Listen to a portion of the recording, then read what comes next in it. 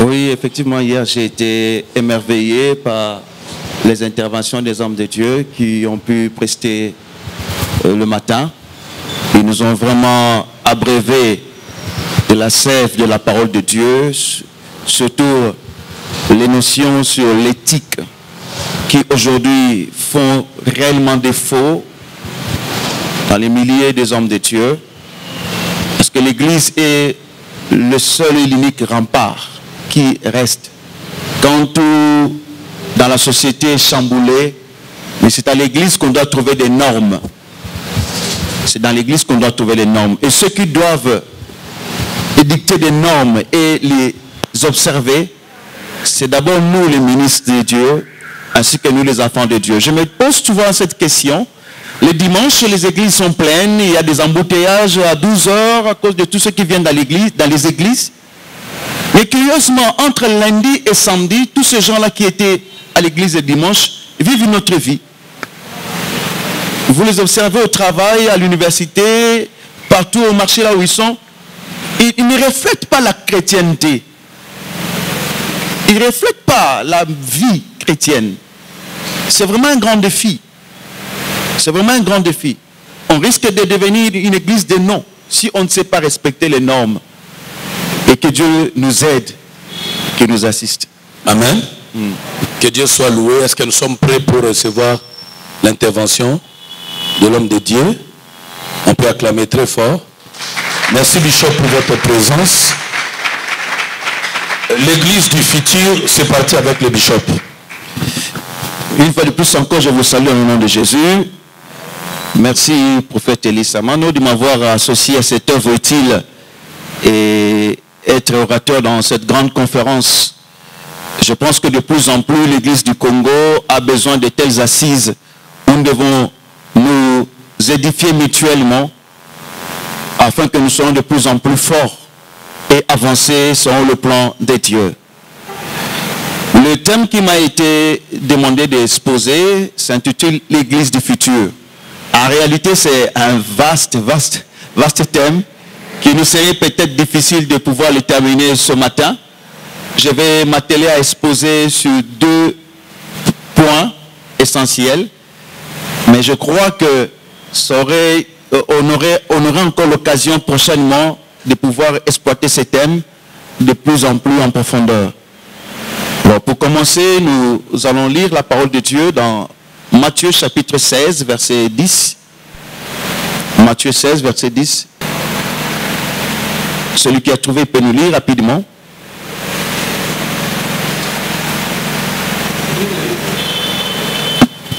Ni les 7 pains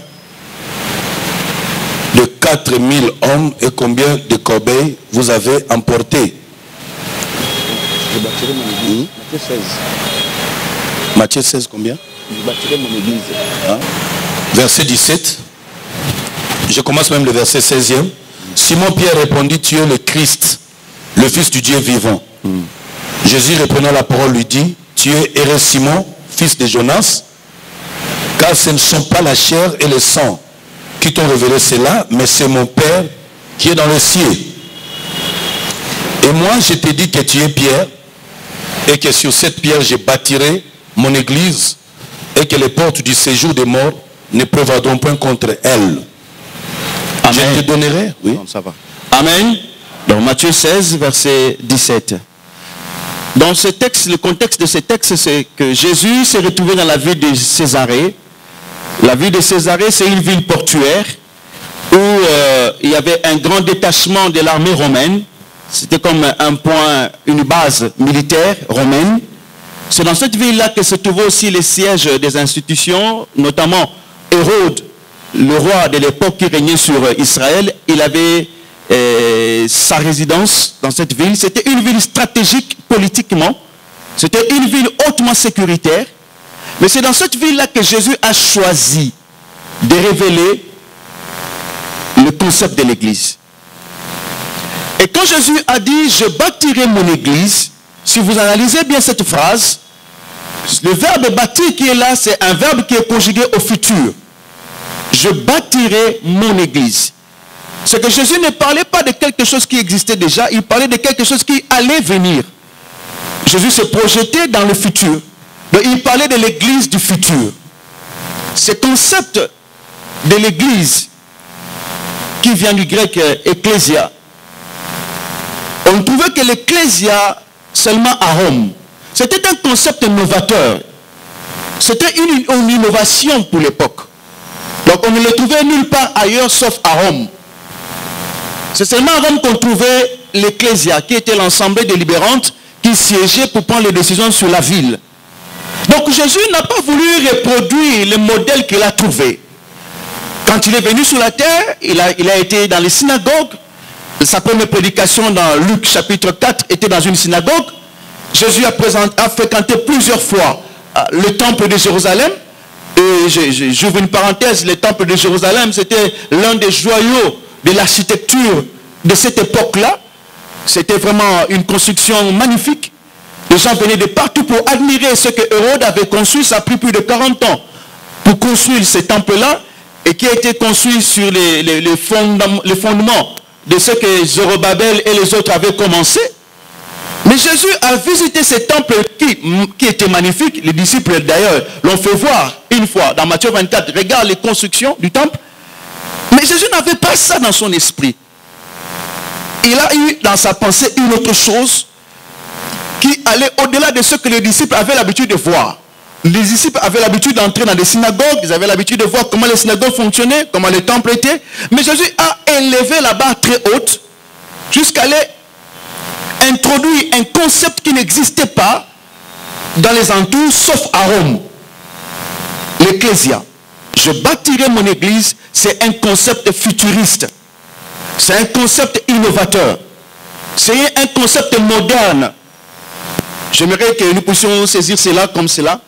Donc Jésus était attaché à une révolution de la modernité. Il n'a pas voulu faire les choses à l'ancienne. C'est la raison pour laquelle nous sommes aussi ici ce matin, pour essayer de réfléchir au futur de l'Église. Essayer de réfléchir, l'Église de demain sera comment. Et comme l'intitule bien la conférence, c'est une conférence des évolués, nous allons essayer de faire bouger les lignes. Nous allons essayer de faire bouger un peu les concepts. Nous allons essayer de nous projeter dans un futur proche. Ce qui est devant nous ici, comment vont se passer les choses.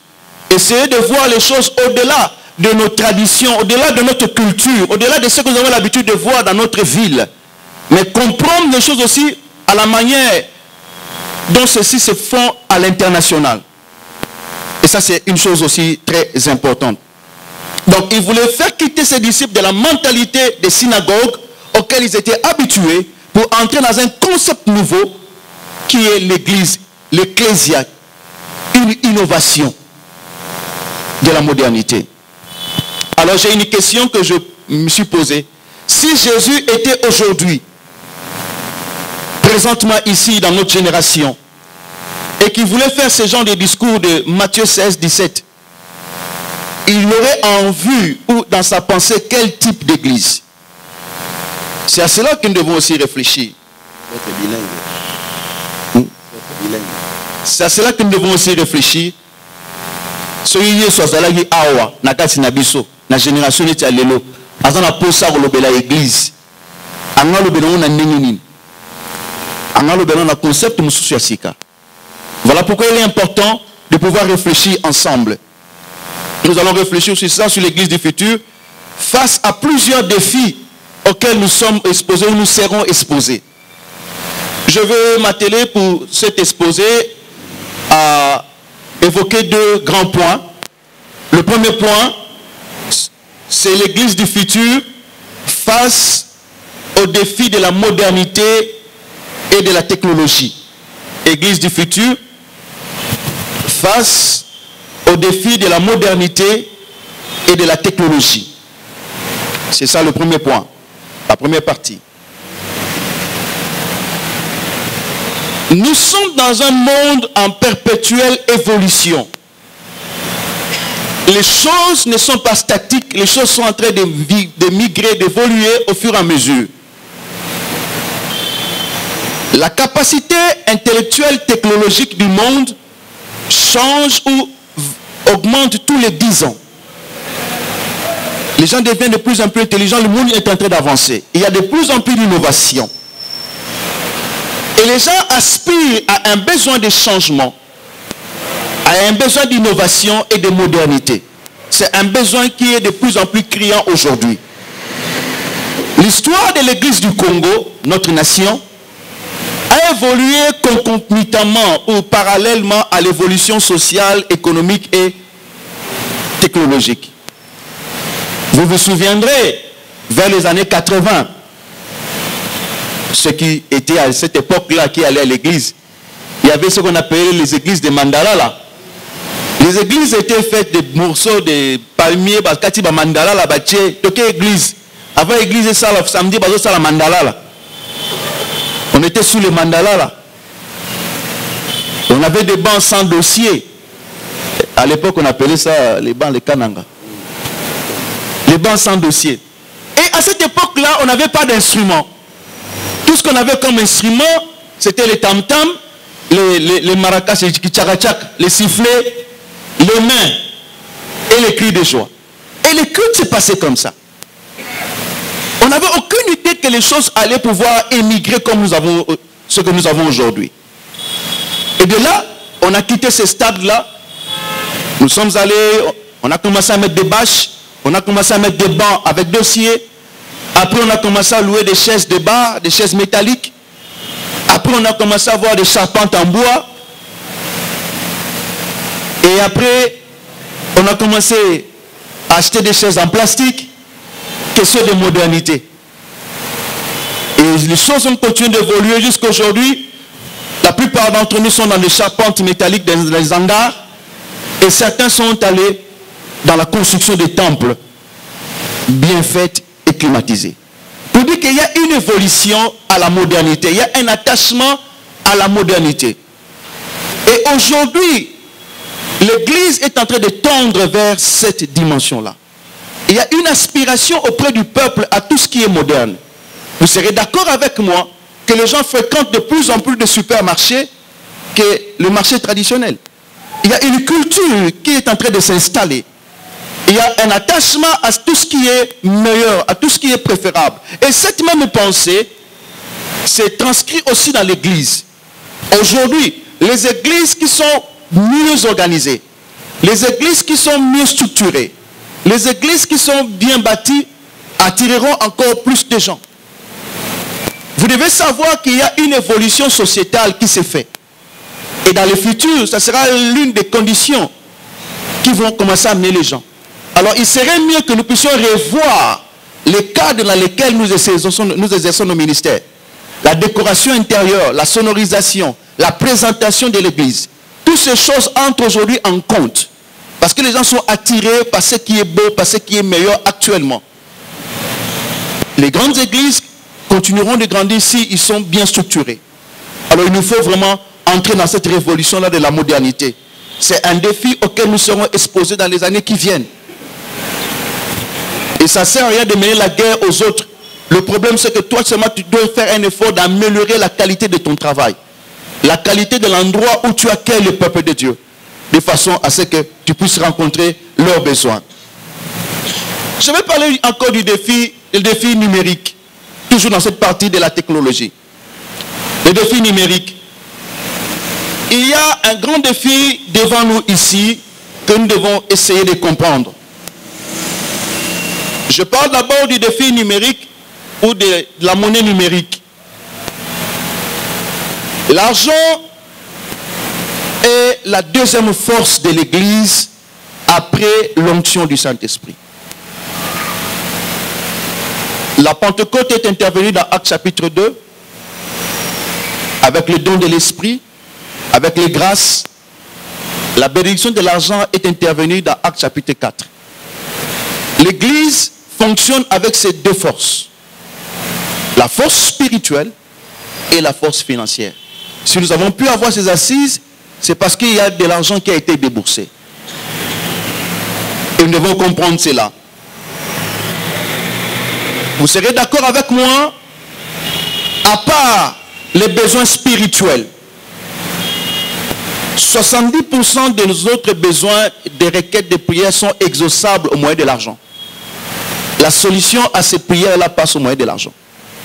Donc l'argent, c'est quelque chose qu'on ne doit pas négliger. C'est quelque chose qui est très important. Vous êtes des hommes de Dieu, vous recevez des gens dans vos bureaux. 50% des cas qui viennent, que vous êtes en train de traiter, sont résolvables avec des moyens financiers. À part le domaine spirituel. Alors il est important de bien tenir et de cerner cette question des finances dans l'église. Bientôt, il y aura ce qu'on appelle le grand reset. Le grand reset, c'est quoi? C'est le changement du système économique mondial. Le système économique mondial est en train de changer, est en train de basculer de la monnaie fiduciaire, la monnaie en papier, vers la monnaie numérique. Vous devez être mis au courant des innovations et des changements qui sont en train d'intervenir dans notre génération. Moi, je crois que la pandémie du corona existe, d'après tout ce qu'on est en train de nous montrer, chaque jour des chiffres à la télé, tout ce que nous voyons.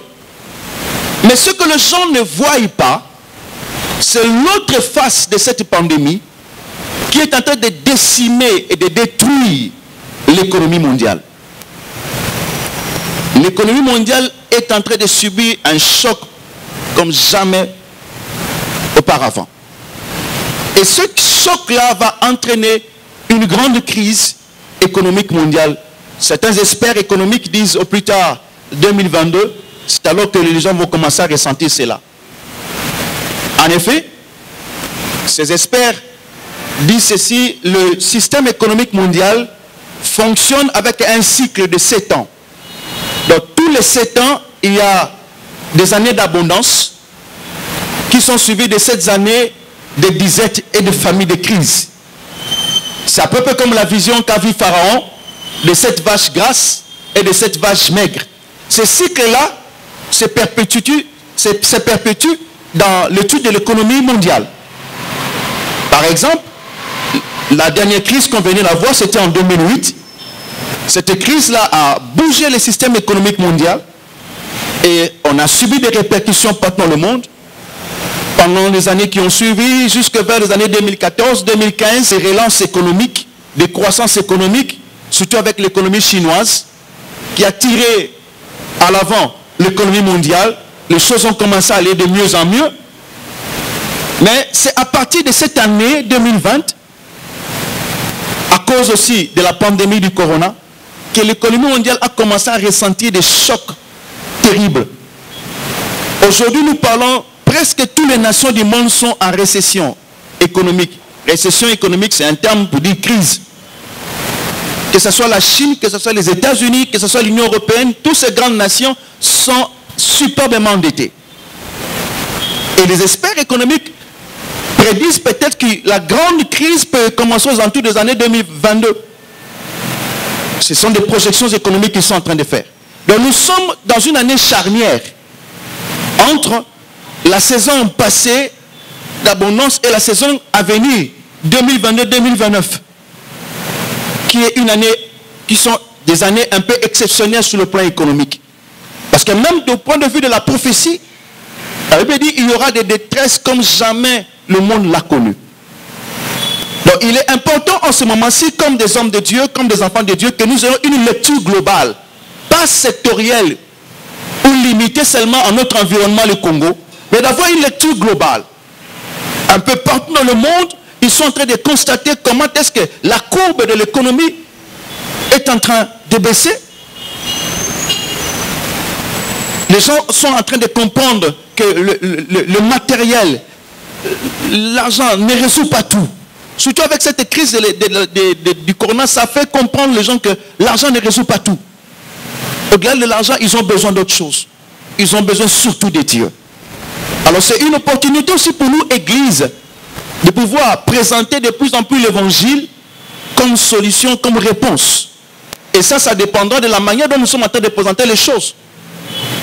Pas seulement pour les intérêts ou les besoins terrestres, mais aussi pour démontrer l'intérêt du royaume des cieux qui est en train de venir.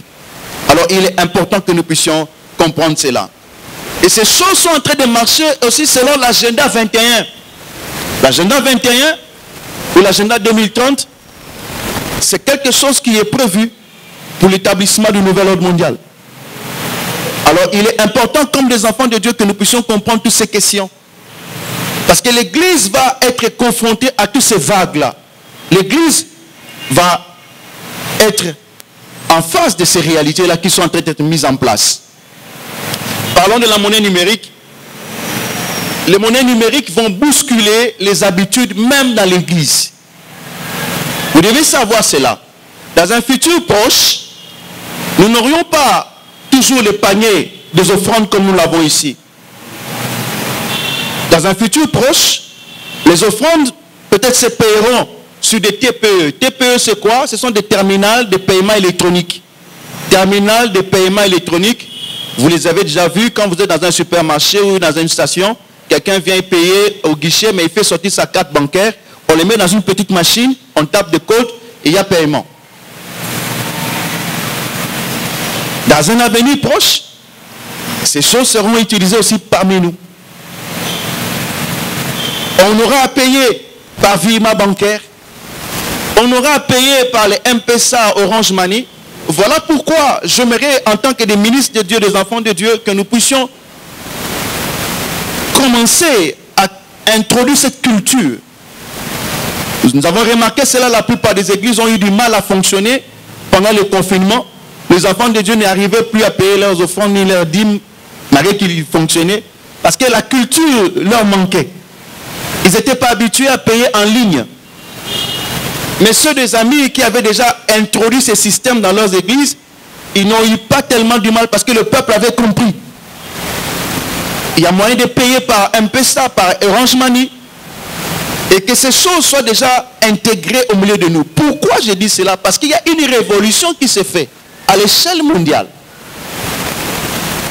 Nous aurons peut-être à payer nos dîmes et nos offrandes avec les e-wallets. E-wallet, c'est quoi? E-wallet, c'est les porte-monnaies électroniques. Ça existe déjà. Tu peux les télécharger sur Apple Store, dans ton téléphone. Les e-wallets, ce sont des porte-monnaies électroniques pour garder la monnaie électronique, les crypto-monnaies. Ça existe déjà. Et c'est déjà opérationnel. Les gens qui font la Chine, qui font Dubaï, qui font les autres nations dans le commerce, ils rencontrent souvent cette réalité. Les paiements électroniques, les paiements par QR, ce sont des moyens de paiement qui sont aujourd'hui à la pointe de la technologie. J'aimerais vous informer que le monde ne va pas nous attendre.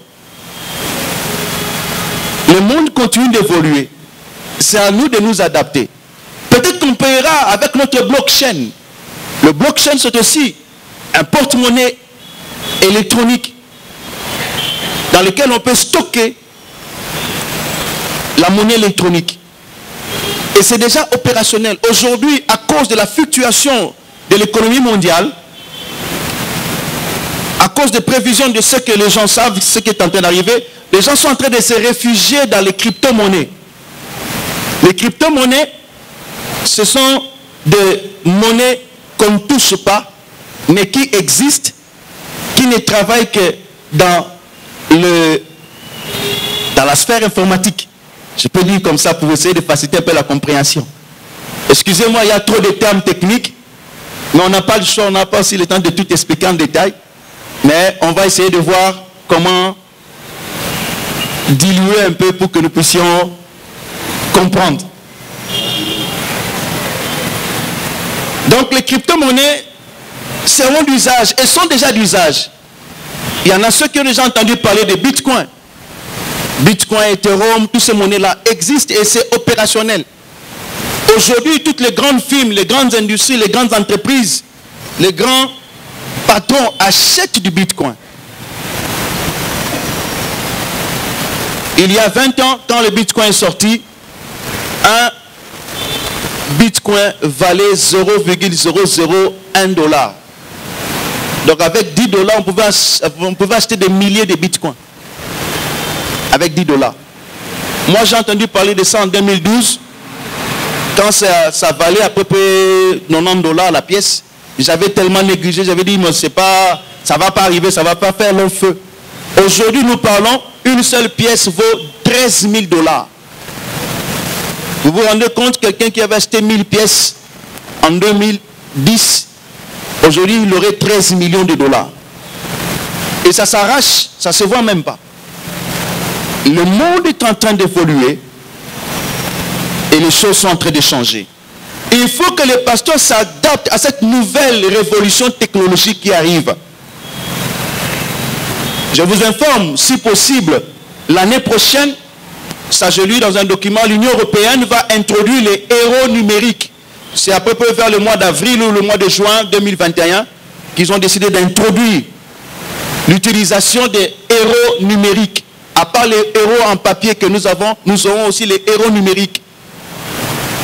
Même l'année prochaine, 2021, le dollar numérique va aussi être lancé à grande échelle.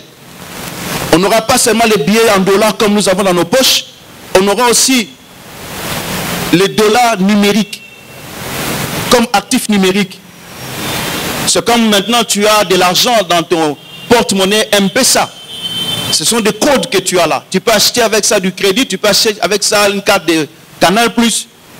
Donc on t'a transféré de la monnaie électronique dans ton compte M-Pesa Orange Money. C'est aussi comme ça que ces monnaies-là seront utilisées. J'ai lu un document d'un projet de la Banque centrale, notre pays, sur le franc congolais numérique.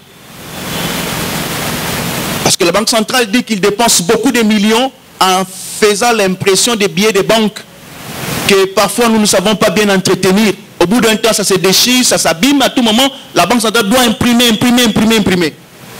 Alors, comme l'une des solutions, à part les billets qu'on aura, qu'on a l'habitude d'avoir dans nos poches, il y aura aussi à côté la monnaie numérique. Alors, ce sont des choses qui vont nous rattraper d'ici là.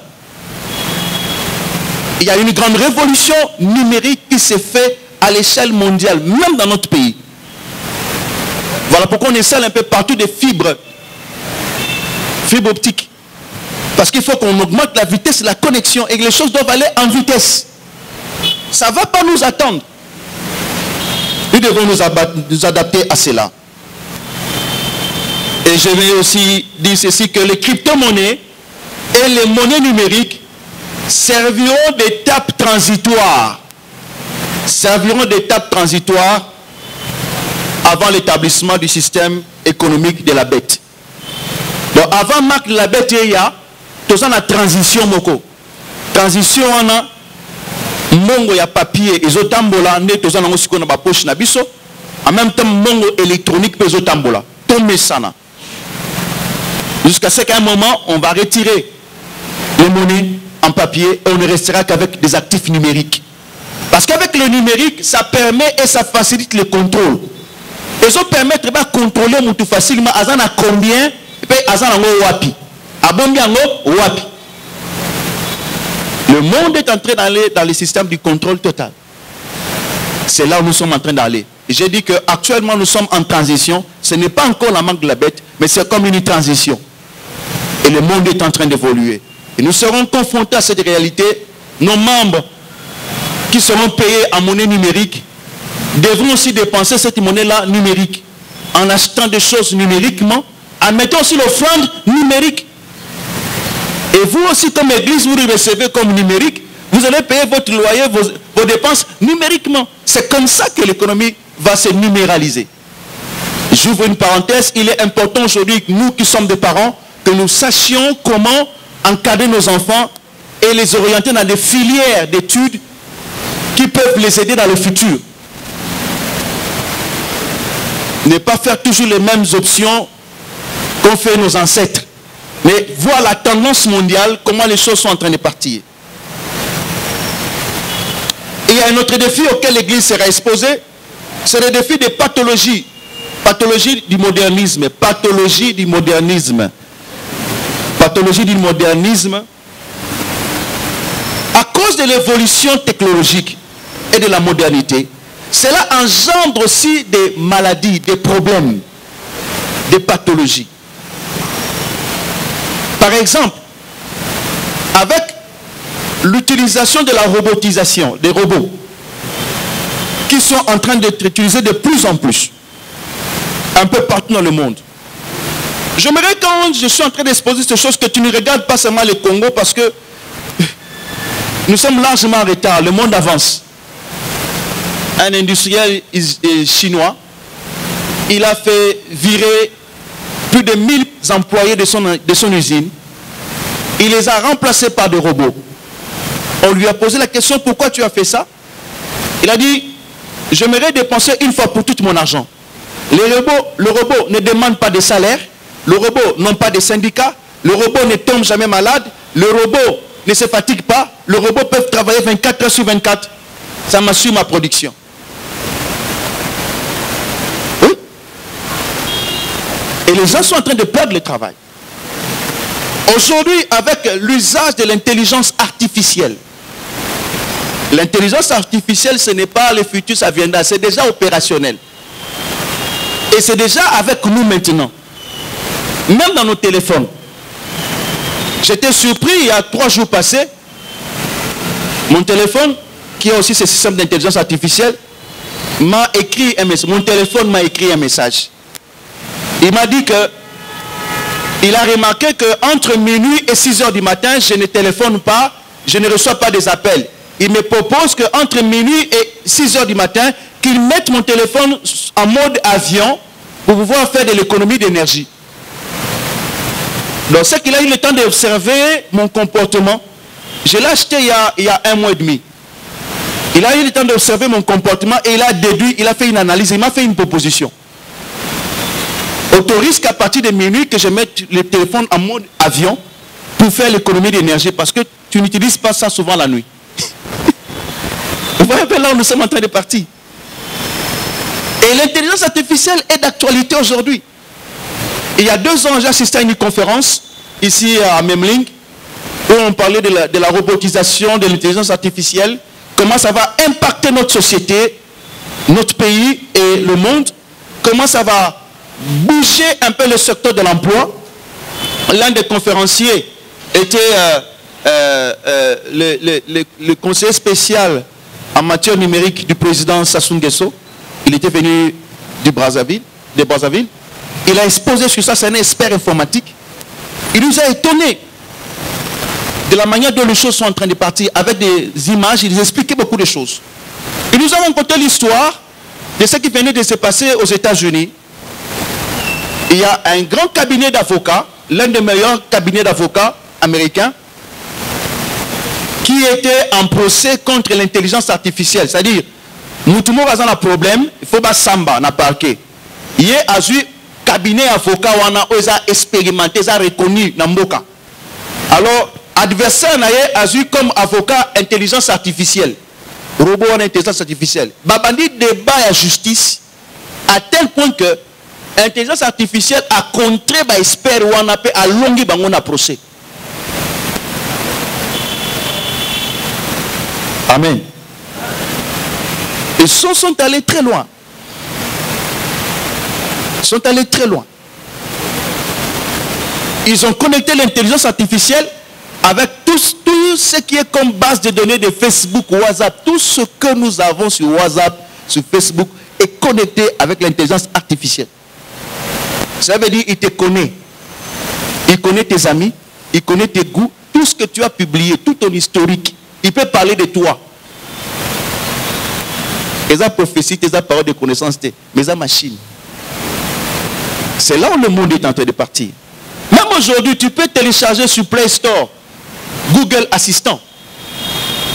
C'est un programme informatique, une application que tu peux mettre dans ton téléphone. Il va commencer à te parler.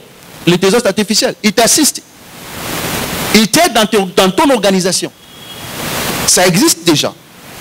Alors, toutes ces choses vont générer ce qu'on appelle les pathologies du modernisme. Ça veut dire que ça va générer des maladies, des problèmes à cause de cette modernité. Les gens vont perdre leur emploi.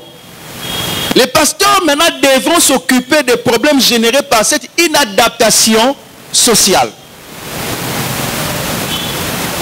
On doit gérer maintenant ces problèmes-là. Parce que formation, il y a l'andela, cursus à l'andela, nous sommes sous d'actualité. Je parlais avec l'un des membres de mon église, il travaille dans une banque de la place. On m'a dit, Daddy, dans notre entreprise, on vient d'installer un programme nouveau informatique. Ce programme-là va faire le travail de beaucoup de gens. Et ils seront obligés de licencier beaucoup des employés parce que Moussala Bango Masalaka, logiciel wana a comme la capacité au salon news. Donc on doit réduire le nombre des employés. C'est comme ça que le monde est en train de fonctionner. En Belgique, Google a établi une première université où les étudiants qui entrent là-bas sont enseignés non pas par des humains, mais ils sont enseignés par l'intelligence artificielle. Université, professeur Azate, écran, intelligence artificielle, et il y a sa cours. Il y a un Autrichien, il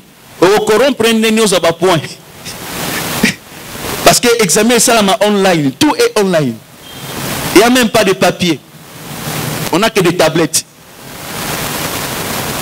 Alors ces choses sont en train de se faire déjà maintenant. Aujourd'hui, à cause de la crise du Covid, il y a de plus en plus ce qu'on appelle le télétravail. Le télétravail, les gens sont dans leur maison en train de travailler sur ordinateur pour le compte de leur entreprise. La plupart de nos frères qui sont à l'étranger, parlent avec eux, beaucoup sont en télétravail. Je parle avec beaucoup qui sont là-bas. Ils ne vont plus au travail physiquement comme ça. Mais ils travaillent chez lui à la maison par son ordinateur. Et ce genre de programmes vont aussi décimer beaucoup des emplois. Et cela provoquera des crises conjugales, cela provoquera des crises dans la plupart des ménages, dans la plupart de la vie des gens. Et les pasteurs devront faire face pour gérer ce genre de difficultés. Voilà pourquoi il est essentiel, il est important aujourd'hui à nous, ministres de Dieu, de donner la nourriture au temps convenable. La parole équilibrée, la parole du temps, afin que le peuple de Dieu sache comment se conduire. Si on ne parle pas ainsi, il n'y aura pas aurore pour le peuple. Troisième défi, gestion des problèmes générés par les réseaux sociaux. Par manque de discipline, son usage est devenu abusif. Vous serez d'accord avec moi que les réseaux sociaux sont de bonnes choses, mais si vous remarquez bien, ça a pris la place de la méditation, ça a pris la place de la prière dans la vie de beaucoup des enfants de Dieu. Et ça a impacté négativement leur développement spirituel. Parce qu'on n'a pas su mettre l'accent sur la discipline chrétienne, la discipline spirituelle. On ne peut pas interdire aujourd'hui les réseaux sociaux, ils sont tellement importants, c'est déjà dans notre culture. Mais ce qu'on peut faire, c'est établir des normes, des disciplines personnelles pour pouvoir recadrer. Vous serez d'accord avec moi, ne te vandi awa, Tolobi amène conférence ici, le prophète a dit que te vanda. Moi, si les tambola. Après que to vanda wana, dans les 5 minutes qui suivent, chacun de nous ici va faire sortir son téléphone. À côté sur WhatsApp, sur Facebook, à publier, à liker, à... Pourquoi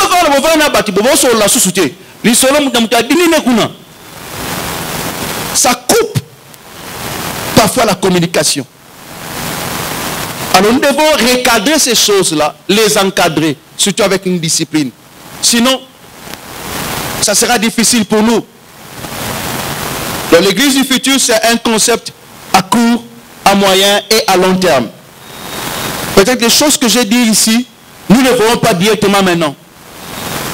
Mais sachez-le, ça va nous rattraper ici devant. Ozala d'accord nangai, tant que nous avons 2000, 2020, Ozala d'accord nangai, il y a 3 ans passés, personne ne connaissait le corona. Personne ne le savait. C'est comme si maintenant nous sommes en 2020. Je pose la question, qu'est-ce que l'église sera en 2030, dans les 10 prochaines années? Quelle serait notre foi si nous continuons comme ça dans les 10 prochaines années? Comment sera ton ministère dans les 10 prochaines années? Parce que l'évolution sociétale, l'évolution technologique va continuer. Est-ce qu'on saura nous adapter? Ce sont des grandes questions auxquelles nous devons réfléchir en tant qu'Église. Cette mutation va nous rattraper.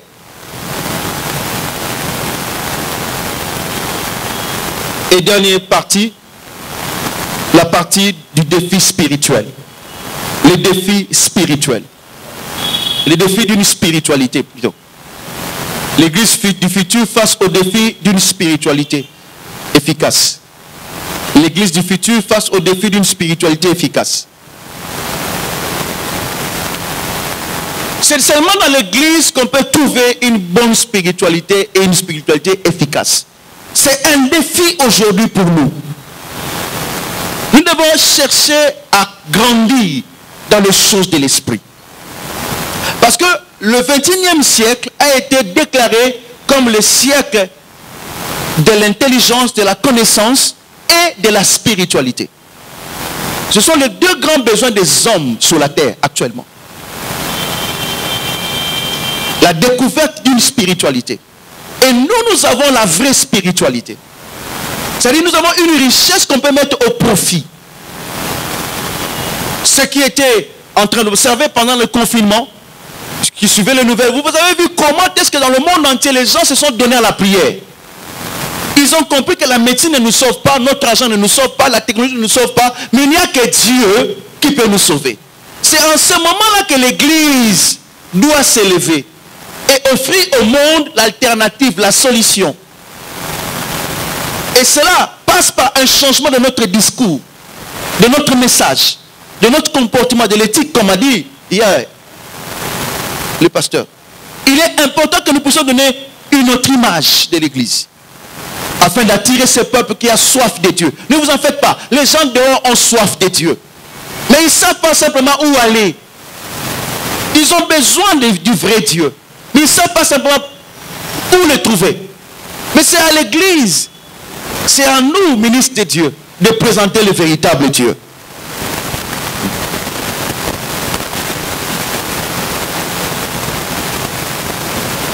Face au défi du nouvel ordre mondial,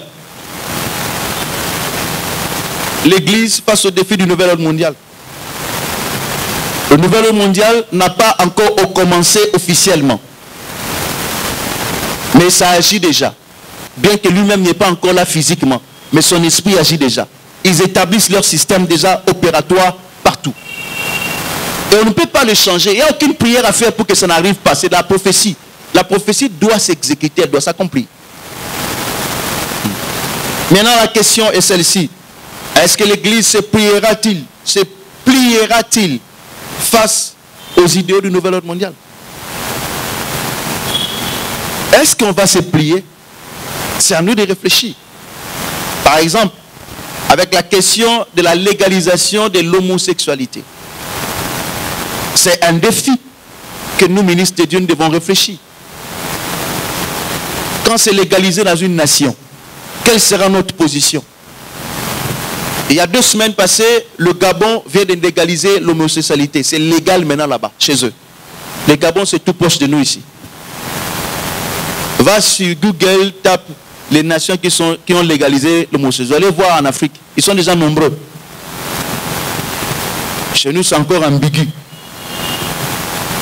Mais quelle sera alors notre position? Parce que quand c'est légalisé, si tu refuses, la personne peut t'attaquer en justice parce que tu enfreins la loi. Voilà des défis auxquels nous serons exposés. Quelle réponse est l'Église face à la persécution? Avons-nous un plan A, un plan B, un plan C en cas d'interdiction de culte? Qu'est-ce que nous allons faire? Je ne souhaite pas. Mais le confinement peut encore intervenir. Et nous prions que ça n'arrive pas. Mais si vous suivez bien les infos, ils ont repris ailleurs. Quand ils disent qu'ils ont fermé les bars, les bistrots, évidemment, il y a probabilité que les lieux de culte aussi soient fermés. Parce que ce sont des regroupements de masses qu'on est en train de fermer. J'ai un fils qui est en Grande-Bretagne à Londres. Depuis qu'il y a eu confinement au mois de mars jusqu'à aujourd'hui, les églises ne se réunissent pas. Ils prêchent par vidéoconférence, par réseau YouTube. Les membres suivent les cultes seulement comme ça. Depuis le mois de mars jusqu'à aujourd'hui. On ne les a pas autorisés de fonctionner. J'aurais appris, semblerait-il, en Angola, ils n'ont qu'un seul culte par semaine. On les a laissés seulement un seul culte. Peut-être ici, on ne sait pas. Est-ce que nous avons tiré des leçons du confinement passé? Mais l'après-midi, il écoute la télévision. Tout ce qui se prêche à la télévision, on a plus de 200 chaînes. Tout ce qui se raconte dans la rue, dans les bus, ils sont en train de gober. On a un défi aujourd'hui de structurer la doctrine chrétienne. Que nos membres connaissent la doctrine chrétienne. Parce que le jour où on lui dira que Jésus c'est un sauveur des blancs, ce n'est pas un sauveur pour les noirs, qu'ils sachent comment se défendre. Donc nous sommes devant des grands défis. Et l'église du futur doit répondre à ces défis-là. Ce sont des questions que j'ai soulevées, qui nécessitent des réflexions approfondies, afin que nous puissions lever les options. Que le Seigneur soit loué. Amen, on peut acclamer très fort. Merci Bishop.